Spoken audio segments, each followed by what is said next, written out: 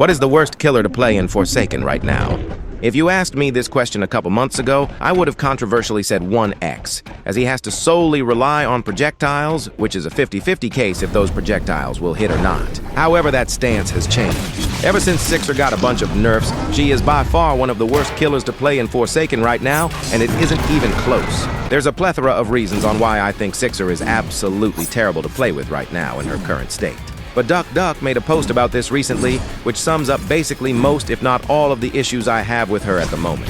It's been a couple of months since Sixer's release, and people have gotten the general idea of how to counter Sixer. It feels like Sixer is severely underpowered now, and I've not seen a Sixer win in quite a while. This match took almost 8 minutes to finish, and it isn't because the lobby was stacked or anything, pretty far from that actually. The match length, I'll mostly put the blame on me for my lack of experience playing Sixer, since I'm only level 67 on her. However, part of that, maybe 30% of the blame, can go to the fact that some players in this lobby knew how to counter Sixer.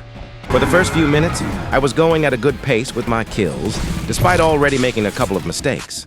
Until we get to 3 survivors remaining. This guest is about to show me how it feels to play Sixer in a nutshell. I probably could have gotten him here, but I miss. Later he parries my M1 and bolts straight out of the area.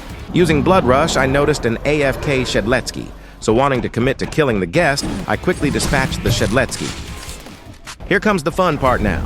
I had my sights fully on the little brother guest, as I knew this guy understood how Sixer works. Despite me going solely after this guest, the guest managed to loop me for almost 2.5 minutes. I think part of why I got looped this hard can definitely be because of my lack of knowledge with Sixer now, but I also think why I got looped hard is because Sixer is really bad with turning tight corners.